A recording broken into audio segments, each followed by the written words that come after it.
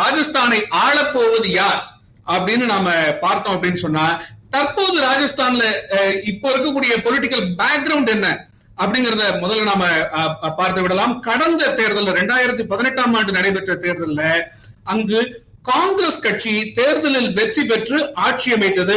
அசோக் கெலாட் முதலமைச்சராக அமர்ந்தார் அப்படிங்கறத பார்க்கின்றோம். கடந்த தேர்தலை பொறுத்த வரைக்கும் காங்கிரஸ் அங்கு மொத்தம் இருக்கக்கூடிய 200 தொகுதிகள்ல 100 தொகுதிகளை வென்று காங்கிரஸ் ஆட்சி அமைத்தது.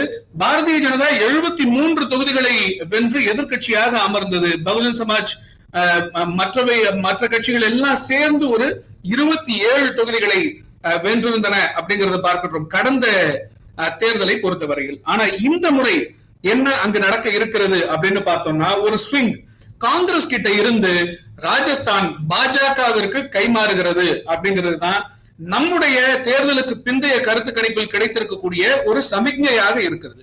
பாரதிய ஜனதா கட்சி 94 முதல் 114 தொகுதிகளை வென்று அங்கு ஆட்சி அமைக்கக்கூடிய வாய்ப்பு இருக்கிறது.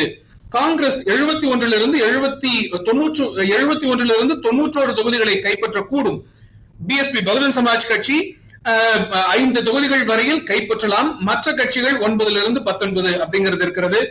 மொத்தம் 200 தொகுதிகளை கொண்டிருந்தாலும் ராஜஸ்தான்ல இப்போ 199 தொகுதிகளுக்கு மட்டும்தான் தேர்தல் நடந்திருக்கிறதுங்கிறதையும் நாம் நினைவுல வைத்துக் கொள்ள வேண்டும்.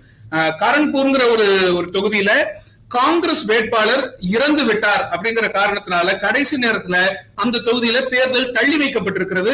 அதனால 199 தொகுதிகளுக்கு மட்டும்தான் தற்போது அங்க தேர்தல் நடக்கிறது அப்படிங்கறத பார்க்கின்றோம்.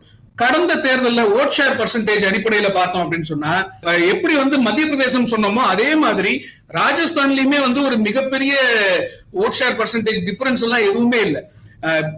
பாரதிய ஜனதா கட்சி 38.8% வாக்குகளை பெற்றிருந்தார்கள் அப்படின்னு சொன்னா, அவங்கள விட வெறும் 0.5% வாக்குகளை மட்டுமே அதிகம் பெற்று ஆட்சி அமைத்தது காங்கிரஸ் அப்படிங்கறத நாம பார்க்கிறோம். 39.3% வாக்குகள் அவங்க வச்சிருந்தாங்க.